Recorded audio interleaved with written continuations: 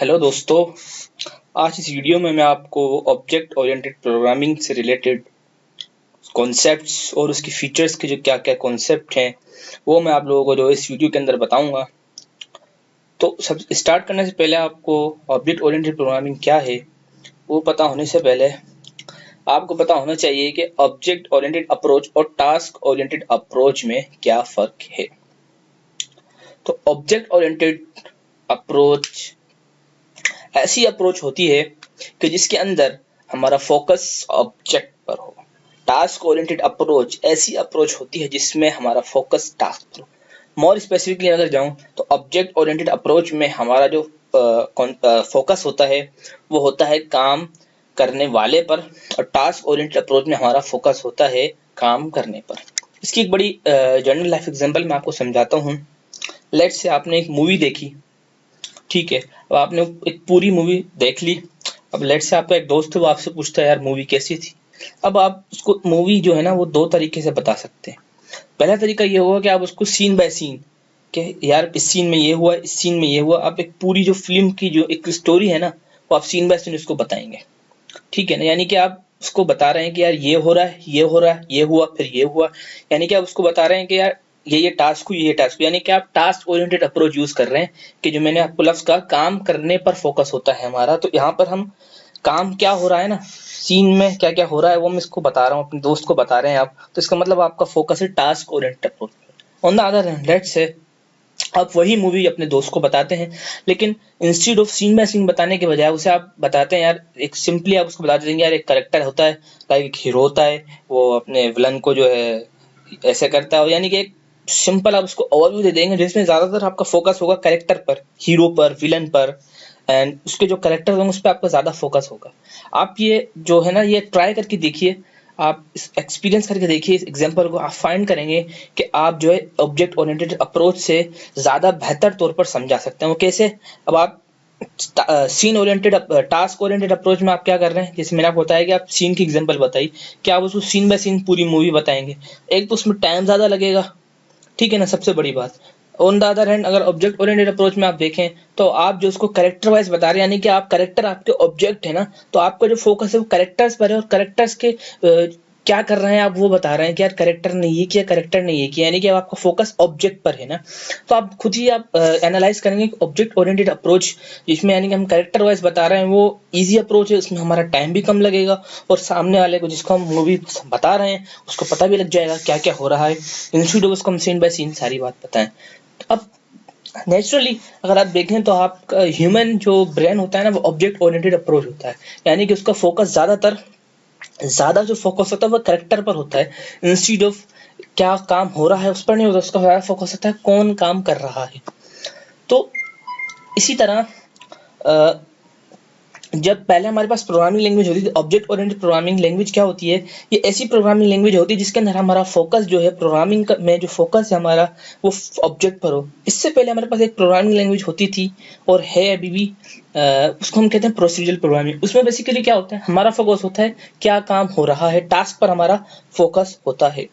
उसके बाद जल्दी रियलाइज किया गया कि हर चीज को एक नेचुरल, जिस तरह ह्यूमन जो है नेचुरली ऑब्जेक्ट ओरिएंटेड अप्रोच क्यों ना एक ऐसी लैंग्वेज बनाई जाए जो रियल वर्ल्ड ऑब्जेक्ट को रिप्रेजेंट करे और उसमें वो सारी चीजें जो एज अ ह्यूमन या एज अ जो रियल वर्ल्ड जो ऑब्जेक्ट में पाई जाती हैं वो प्रॉपर्टीज, वो सारी चीजें जो हैं लाई जाए। तो एक नया कॉन्सेप्ट, एक नया प्रोग्रामिंग मॉडल लाया गया जिसे object programming, object oriented programming का नाम दिया गया। और उसमें जो है यानी कि हर चीज को एज अ ऑब्जेक्ट जो है वो तस्वुर किया गया और फिर उसमें ऑब्जेक्ट ओरिएंटेड अप्रोच यूज की गई कि उसमें फोकस जो है वो ऑब्जेक्ट ओरिएंटेड यानी कि काम करने वाले पर ज्यादा फोकस हुआ। तो in simple word object oriented programming जो है ऐसा प्रोग्रामिंग मॉडल है जिसके अंदर हमारा फोकस ऑब्जेक्ट पर हो बजाय टास्क पर, ठीक। यानी कि ऑब्जेक्ट ओरिएंटेड प्रोग्रामिंग लैंग्वेज में हर चीज ऑब्जेक्ट कंसीडर की जाएगी, ठीक। अब ऑब्जेक्ट ओरिएंटेड प्रोग्रामिंग के कुछ फीचर्स हैं। जो मेन जो 5 फीचर्स हैं वो है object, class, abstraction, polymorphism and encapsulation. तो वन बाय वन मैं इनको जो है कॉन्सेप्ट वाइज आपको समझाऊंगा and I hope you will learn from it. So object सबसे पहले क्या होता है। नाउ ऑब्जेक्ट आप जो एक डेफिनेशन आपको मिलती है इंटरनेट पर, वो ये होती है जो इंस्टेंस ऑफ क्लास।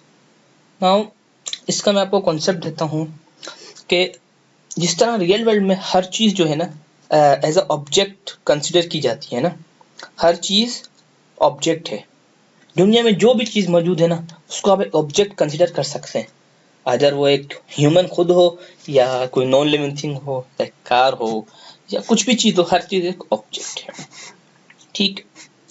अब ऑब्जेक्ट जो भी दुनिया में जो भी चीज़ मौजूद है ना, उसकी कुछ ना कुछ प्रॉपर्टी, यहाँ पे मैं एक चीज़ लिखना भूल गया, instance class and it contain well defined attributes and methods. ठीक है ना।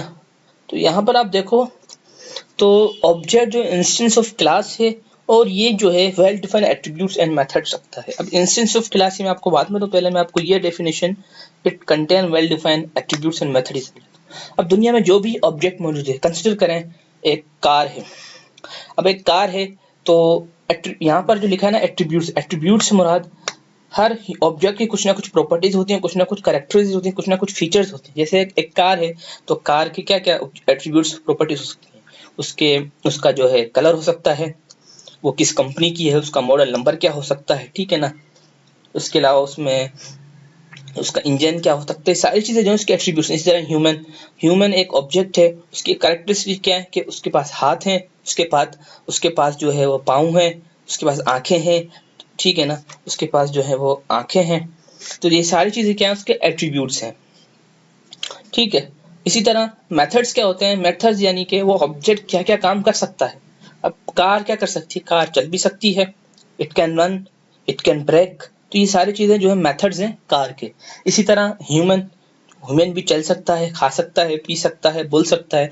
तो ये सारी चीजें क्या है, मेथड्स हैं। अब यहाँ पर कॉन्सेप्ट जो है, यानी कि जो कॉन्सेप्ट है वो यहाँ पर है वेल डिफाइंड। यहाँ पर आप लोग कुछ सोच रहे होंगे, यहाँ पे मैं अगर वेल डिफाइंड को सिर्फ यूं करूँ तो डेफिनेशन ये भी हो सकती है, लेकिन यहाँ वेल डिफाइंड क्यों लिखा गया। तो वेल डिफाइंड से मुराद कि हम किस कॉन्टेक्स्ट में बात कर रहे हैं, तो उस कॉन्टेक्स्ट में हम ऑब्जेक्ट के एट्रीब्यूट्स लेंगे। मिसाल के तौर पर एक बंदा है, उसका बैंक में एक अकाउंट है, तो अब बैंक अकाउंट में उसको क्या क्या एट्रीब्यूट्स उसके वहां पर जो है बेसिकली वहां पर डिस्प्ले होंगे। उसकी क्या क्या कैरेक्टरिस्टिक, भाई उसका नाम क्या है, उसके अकाउंट नंबर क्या है। ठीक है ना। वहां पर ये नहीं लिखा होगा यार आपका नाम क्या है और आप जो है आप किस यूनिवर्सिटी में हो, आप किस कॉलेज में हो, वहां पर ये जरूरी नहीं होगा। वहां पर जो मेन चीजें होंगी वो होंगी आपका नाम क्या है, आपका अकाउंट नंबर क्या है। ये उस बैंक के कॉन्टेक्स्ट से उसके एट्रीब्यूट्स लिए जा रहे हैं। इसी तरह आप अगर कोई जैसे आर्मी में जाते हो मिसाल के तौर पर, अब आर्मी में आपको वहां पर क्या, वहां पे आपको कोई अकाउंट नंबर या आपके एट्रीब्यूट्स नहीं होंगे। अब वहां पे आर्मी के कॉन्टेक्स्ट से बात होगी, तो वहां पे आर्मी के कॉन्टेक्स्ट से अगर हम बात करें तो आपकी हाइट, आपका साइज, आपका वेट कितना है आपका, मतलब कद कितना है। ठीक है ना। आपकी डेली रूटीन क्या है, ये सारी चीजें आपके एट्रीब्यूट्स वहां उस कॉन्टेक्स्ट में होंगे। तो ठीक, यहाँ पे वेल डिफाइंड का मतलब भी ये, जिस कॉन्टेक्स्ट में हम बात कर रहे हैं ना, उस कॉन्टेक्स्ट में हम ऑब्जेक्ट के एट्रीब्यूट्स लेंगे, उसके मेथड्स लेंगे। ठीक है। तो ऑब्जेक्ट, अब मैं ओवरव्यू देता हूँ ऑब्जेक्ट क्या है। ऑब्जेक्ट जो है वो एक वेल डिफाइंड एट्रीब्यूट्स मेथड पे कंसिस्ट होता है। ठीक है ना। अब यहाँ पर एक और है इंस्टेंस ऑफ क्लास। अब मैं आपको क्लास समझा दूं, उसके बाद मैं आपको डेफिनेशन बताऊंगा इंस्टेंस ऑफ क्लास का क्या मतलब है। ठीक है ना। तो क्लास क्या है, ये ब्लूप्रिंट फॉर ऑब्जेक्ट्स है। अब मिसाल के तौर पे हमारे पास बहुत सारे ऑब्जेक्ट्स मौजूद हैं। ठीक है ना। लेट्स से हमारे पास बहुत सारी कार मौजूद हैं। ठीक है ना। या दुनिया में एक तो ह्यूमन नहीं है, दुनिया में बहुत सारे ह्यूमंस हैं, उनके नेम डिफरेंट हैं। तो हर ह्यूमन की कुछ ना कुछ जनरल प्रॉपर्टीज होती हैं, हर कार की कुछ ना कुछ जनरल प्रॉपर्टीज होती हैं। तो क्यों ना अब उन प्रॉपर्टीज को हमें कहीं ना कहीं, उनकी मेथड्स, उनकी कहीं ना कहीं हमें डिफाइन भी करना होगा ना। प्रोग्रामिंग में यही होता है कि आपको ऑब्जेक्ट की एट्रीब्यूट्स और मेथड्स को कहीं ना कहीं डिफाइन करना होगा। अब बहुत सारी चीजें हैं, उनके सेम एट्रीब्यूट्स हैं, सेम मेथड्स हैं।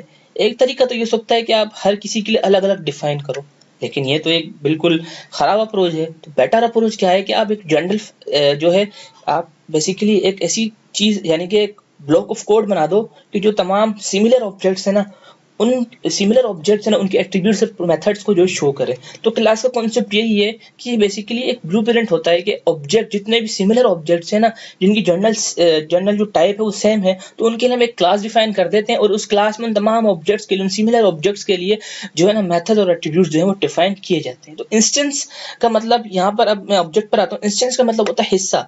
ऑब्जेक्ट जो है क्लास का हिस्सा होता है, क्लास से ड्राइव होता है, क्योंकि क्लास में ऑब्जेक्ट के एट्रीब्यूट्स और मेथड्स होते हैं, तो ऑब्जेक्ट जो मेथड और एट्रीब्यूट्स जो हासिल करता है वो क्लास के थ्रू ही हासिल करता है।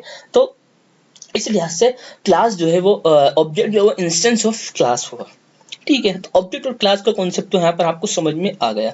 अच्छा, ऑब्जेक्ट में कॉन्सेप्ट मैंने छोड़ दिया कि मेथड जो है ना, वो बेसिकली ऑब्जेक्ट में जो कॉन्सेप्ट उसमें यह है कि एट्रीब्यूट्स की स्टेट को चेंज करना है, ठीक है, या फिर रियल वर्ल्ड से इंटरेक्शन करना है, तो वो हम ऑब्जेक्ट्स के थ्रू कर सकते हैं। प्रोग्रामिंग में आप डायरेक्टली किसी ऑब्जेक्ट के एट्रीब्यूट्स को जो है ना, जो बेटर अप्रोच ये होती है कि किसी एट्रीब्यूट की किसी स्टेट को चेंज करना है, ठीक है, लाइक कार है, उसमें आपने बेसिकली ब्रेक को अप्लाई करना है, यानी कि उसकी ब्रेक जो है ना अप्लाई करना है, तो उसके एट्रीब्यूट में स्पीड में आपने चेंज लाना होगा। तो उसके लिए आप क्या कर सकते हैं, मेथड बनाएंगे और उस मेथड के थ्रू आप बेसिकली उसकी स्पीड जो है वो चेंज करेंगे। तो बेसिकली ऑब्जेक्ट का कॉन्सेप्ट यही है कि आप जो है ना एट्रीब्यूट्स को मेथड्स के थ्रू चेंज करते हैं, ठीक है ना। प्रोग्रामिंग में बेटर अप्रोच यही होती है कि एट्रीब्यूट्स को आप मेथड के थ्रू जो है वो चेंज करें। उसके बाद हमारे पास कॉन्सेप्ट है एब्स्ट्रैक्शन का। अच्छा, अब एब्स्ट्रैक्शन क्या है? जो इसका जो, अगर आप डेफिनेशन देखें, इसकी नेट पर सर्च करें, तो इसकी जो डेफिनेशन है वो ये है कि एक, यानी कि आप जो है ना, आपका फोकस आइडिया पर हो, आपका फोकस किसी इम्प्लीमेंटेशन पर ना हो ना, कि क्या हो रहा है आपका फोकस उस पर ना हो, आपका फोकस हो क्या है, कैसे हो रहा है आपको, उसका आपका फोकस उस पर ना, आपका फोकस हो कि क्या हो रहा है, ठीक है ना। आपका फोकस इस पर है, आपका फोकस ये नहीं है कि यार कैसे हो रहा है ये काम, ठीक है ना। तो एब्स्ट्रैक्शन का कॉन्सेप्ट सिंपली यही है कि प्रोग्रामिंग में हम जो है ना रियल वर्ल्ड से जब इंटरेक्ट होते हैं ना, या तो हम इंस्टेड ऑफ के जो है ना, मतलब यूजफुल इन्फॉर्मेशन शो नहीं कर रहे हैं, हम सिर्फ यूजफुल इन्फॉर्मेशन शो कर रहे हैं, कोई ऐसी इन्फॉर्मेशन जो इम्प्लीमेंटेशन क्या हो रही है वो हम शो नहीं कर रहे, तो इजीली जो है कोऑर्डिनेशन अच्छी बनती है। एब्स्ट्रैक्शन का कॉन्सेप्ट आपको जब भी समझ में आएगा जब इसको आप डिटेल में पढ़ेंगे, जब आप एक जो है मतलब इंशाल्लाह। अच्छा, अगर मुझे इस वीडियो से अच्छा रिस्पॉन्स मिला, तो मेरा जो है इरादा है कि मैं एक जावा मुकम्मल कोर्स बनाऊं, और वो जो कोर्स होगा ना, वो इंशाल्लाह जो है मतलब बिल्कुल कॉन्सेप्ट के साथ और प्रैक्टिकल एग्जांपल के साथ होगा। लेकिन वो डिपेंड करता है इस वीडियो पर। अगर इस वीडियो से मुझे अच्छा रिस्पांस मिला, then I will make a complete course with projects with practical example in Java in Hindi Urdu. अब डिपेंड करता है इस वीडियो से मुझे कितना रिस्पांस मिलता है। तो ठीक है। अच्छा, पॉलीमॉर्फिज्म फोर्थ कॉन्सेप्ट है ऑब्जेक्ट ओरिएंटेड प्रोग्रामिंग का, पॉलीमॉर्फिज्म। पॉलीमॉर्फिज्म से मुराद कि एक काम को मुख्तलिफ तरीकों से करना। अच्छा, ये बड़ा इंपॉर्टेंट कॉन्सेप्ट है। कंसिडर कीजिए, लेट्स से मैं यहाँ पर लिखता हूँ, आप दो नंबरों का सम करते हैं, लेट्स से 2 + 5 6, ठीक है, ठीक है। इसी तरह ये सिंपली क्या है, ये इंटीजर नंबर है। लेट्स से आप दो रेशनल नंबर का सम करते हैं, ओके, कुछ भी नंबर आप रेशनल ले सकते हैं, ठीक है। लेट्स से आप इंस्टेड ऑफ 2 नंबर्स ना आप 3 नंबर का सम करते हैं, ठीक है।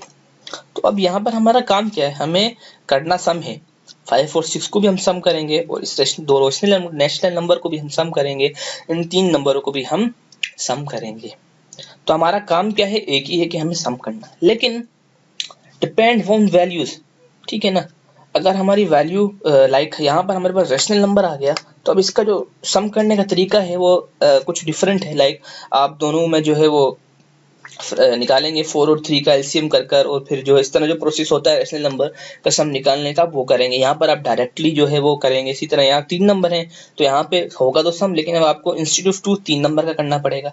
तो कहने का मकसद ये है कि आपको काम एक ही करना है, लेकिन अब वैल्यूज की के नंबर ऑफ वैल्यूज चेंज है आपकी, या फिर आपकी जो वैल्यूज हैं वो कुछ डिफरेंट टाइप की है, तो उसकी बिना पर आपकी जो इम्प्लीमेंटेशन है, जो आपका तरीका कार है सम करने का, वो चेंज हो रहा है। अब लेट्स से आपको पॉइंट की वैल्यू सम करनी है, अब इसका तरीकाकार कुछ डिफरेंट होगा। तो यानी कि काम आपने एक ही करना है, सम, लेकिन लेकिन क्योंकि वैल्यूज या नंबर ऑफ वैल्यूज या वैल्यूज किस तरह की हैं, उसकी बिना पर आपकी जो इम्प्लीमेंटेशन है कि किस तरह से आप सम करेंगे वो चेंज हो जाएगी। पॉलीमॉर्फिज्म का कॉन्सेप्ट सेम है कि आप एक ही काम करें लेकिन उसको मुख्तलिफ तरीकों से करें। इसमें हमारे पास दो कॉन्सेप्ट आते हैं पॉलीमॉर्फिज्म के अंदर ही, ओवरलोडिंग और ओवरराइडिंग। अब ओवरलोडिंग का मतलब है कि इन सिंपल वर्ड्स कि एक ही ऑब्जेक्ट से, मेरे बात पे गौर कीजिएगा, एक ही ऑब्जेक्ट से एक ही काम कराना मुख्तलिफ तरीकों से, ये कॉन्सेप्ट है ओवरलोडिंग का।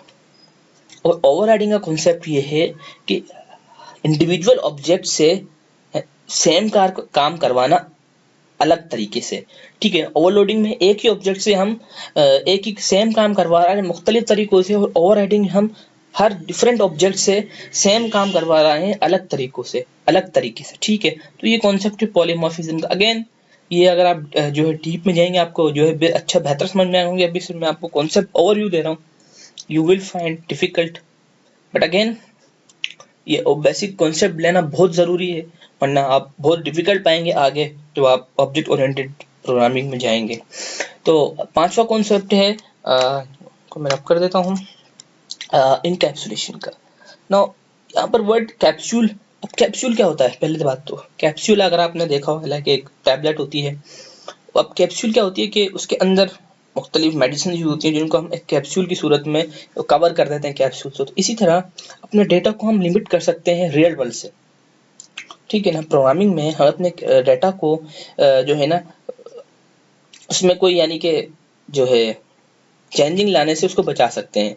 ठीक है ना, तो इनकैप्सुलेशन का कॉन्सेप्ट भी यही सेम है कि अपने डेटा को आपने बेसिकली मुख्तलिफ एक्सेस स्पेसिफायर होते हैं हमारे पास प्रोग्रामिंग में, लाइक कि अपने डेटा को जो है आप प्राइवेट कर दें तो वो उसी क्लास के अंदर रहेगा, दूसरी इस क्लास से बाहर उसको कोई भी जो है एक्सेस नहीं कर सकता। ठीक है ना, तो ये कॉन्सेप्ट है इनकैप्सुलेशन का। ठीक है, ये तो 5 कॉन्सेप्ट हो गए, बिल्कुल एक ब्रीफ ओवरव्यू दिया है मैंने आपको, लेकिन आई होप आपको समझ में आएगा। अब यहाँ पर कुछ है कि लैंग्वेज जो है ना, कौन कौन सी ऐसी लैंग्वेज ऑब्जेक्ट ओरिएंटेड प्रोग्रामिंग को सपोर्ट करती हैं। वैसे तो बहुत सारी लैंग्वेज हैं जो ऑब्जेक्ट ओरिएंटेड प्रोग्रामिंग को सपोर्ट करते हैं, लेकिन ऑलमोस्ट 100% जो लैंग्वेज है वो जावा ही ऐसी लैंग्वेज है कि जो इसको ऑलमोस्ट 100%, या सी शार्प हो गई या जावा हो गई, इस तरह जो ऑलमोस्ट इसको 100% सपोर्ट करती हैं। तो अगर आपको ऑब्जेक्ट ओरिएंटेड प्रोग्रामिंग पढ़नी है तो मेरा जो मशवरा है वो यही है कि आप जावा पढ़ें, क्योंकि जावा में ऑलमोस्ट जावा का जो बेसिक सिंटैक्स है वो भी जो है ऑब्जेक्ट ओरिएंटेड प्रोग्रामिंग के कॉन्सेप्ट पर ही जो है वो यूज़ किया है। तो यानी कि जावा ऑलमोस्ट 100% जो है वो ऑब्जेक्ट ओरिएंटेड प्रोग्रामिंग लैंग्वेज है। तो अगर अब मैं आपको फिर एक बता दूं कि अगर मुझे इस वीडियो से रिस्पॉन्स मिला अच्छा, तो जावा पे जो है मैं जैसे आपको बता चुका हूँ कि मैं ट्यूटोरियल्स बनाने का इरादा रखता हूँ, लेकिन अगेन डिपेंड कि अगर मुझे इस वीडियो से अच्छा रिस्पॉन्स मिला, लोग चाहते हैं, अगर आपको वाकई लगता है तो आप नीचे जस्ट जो है ना कमेंट्स के अंदर यस लिख दीजिए, yes I want to learn. ठीक है ना, तो फिर मैं जो है उस बिना पर डिसाइड करूंगा कि और अच्छा जो मैं कोर्स बनाऊंगा ना, अब आप सोच रहे होंगे ऐसे तो बहुत सारे कोर्स यूट्यूब पर पढ़े हैं या ऑनलाइन कहीं भी बहुत जगह पढ़े हैं, बहुत सारी साइट्स पर पढ़े हैं, लेकिन जब मैं कोर्स बनाऊंगा ना वो बिल्कुल ही कॉन्सेप्शनल होगा और प्रैक्टिकल एग्जांपल आपको, यानी कि आपको हर एक पॉइंट में क्लियर करूंगा।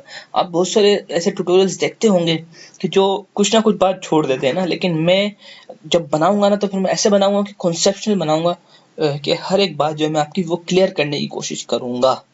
तो आप लोगों की सपोर्ट चाहिए, अगर सपोर्ट मिली तो मैं ज़रूर बनाऊंगा। तो आई होप आप लोगों को ये सारा जो है एक ब्रीफ ऑब्जेक्ट ओरिएंटेड प्रोग्रामिंग की फीचर्स, उनके कॉन्सेप्ट्स आपको समझ में आए होंगे। तो दैट्स इट।